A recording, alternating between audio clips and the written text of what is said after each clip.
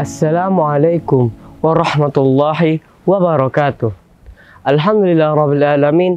Alhamdulillahilladzi anzala ala 'abdihi al-kitaba wa lam yaj'al lahu 'iwaja. Wassalatu wassalamu ala nabiyyina Muhammadin alladzi harbal batil wa ayyadal haqq wa tamassar radha'il wa ahyal fadha'il wa tamma makarimal akhlaq wa hadan nasa ila siratim mustaqim wa ala alihi wa ashabihi wa man tabi'u bi ihsanin ila yaumiddin. Summa amma ba'du, ayyuhal mustami'un al-kiram. Sebagai kaum muslimin, kita sepatutnya mengetahui apa saja yang ada dalam Islam dan terikat dengan hukum yang ada di dalamnya. Dalam Islam mengandung dua dimensi ajaran, yaitu akidah dan juga syariah. Nah, yang dimaksudkan akidah ada sekumpulan ajaran untuk kita yakini. Sedangkan syariah ada sekumpulan ajaran untuk kita amalkan. Dan semua ajaran Islam, baik itu akidah maupun syariah, tidak lain dan tidak bukan adalah untuk kebaikan manusia di dunia dan juga di akhirat. Contoh nih, ada aturan lalu lintas.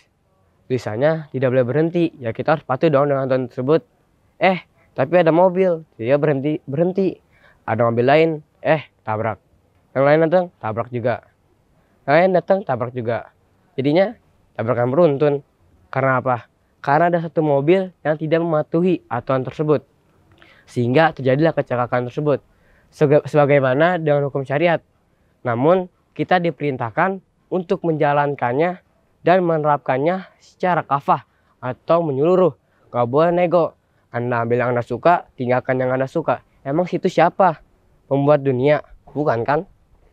Nah, seperti yang kita ketahui, ada sebab, pasti ada akibat.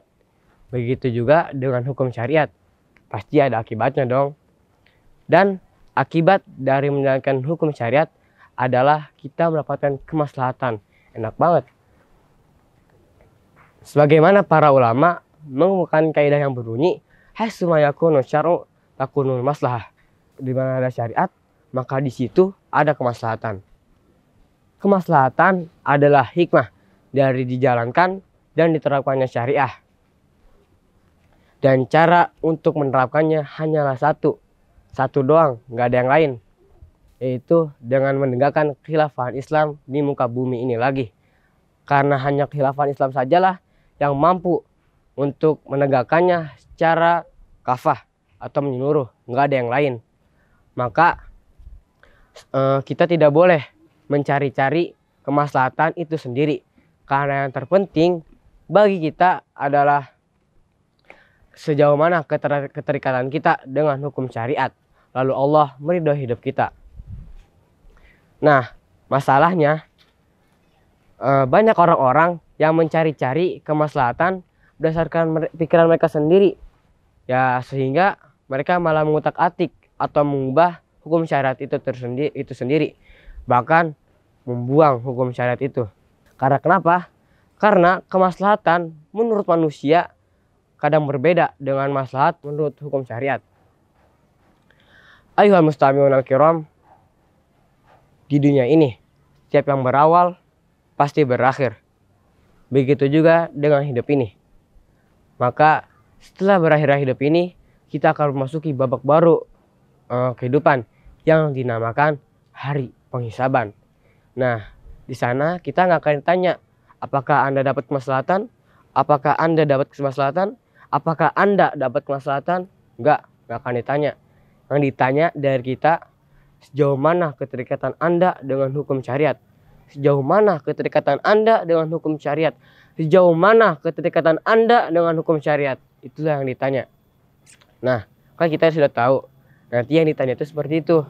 Lalu kalau udah tahu mau ngapain? Diam gitu, gak ngapa-ngapain. Ya samanya bohong. Kalau Anda sudah tahu, seharusnya Anda lebih memastikan apakah perbuatan amal Anda sesuai dengan hukum syariat ataukah tidak sebelum melakukannya. Nah, para ulama juga setelah mengaitkan ayat dan hadis yang relevan, mereka menggunakan kaidah yang berbunyi al-aslu fil af'ali at-taqayyud bil ahkami syariah. Hukum asal perbuatan manusia adalah terikat dengan hukum syariat. Nah loh, terikat dengan hukum syariat. Ya, memang hidup kita itu terikat dengan hukum syariat, bukan terikat dengan hukum yang lain. Apalagi hukum manusia yang kadang berbeda, tidak adil, dan sering menzalimi. Dan juga kita ikhtiar untuk terikat dengan hukum syariat. Ya, contohnya dengan berdakwah dan lain sebagainya. Dan dalam ikhtiar itu kan ada beramal dan juga berdoa. Nah, sekarang kita berdoa kepada Allah. Semoga kita senantiasa diberikan kemudahan dan keteguhan untuk dapat terikat dengan hukum syariat. Dan hingga akhir hidup kita dalam keadaan husnul khotimah. Allahumma amin. Kurang lebih mohon maaf. Wabillahi taufiq wal hidayah. Wassalamualaikum warahmatullahi wabarakatuh.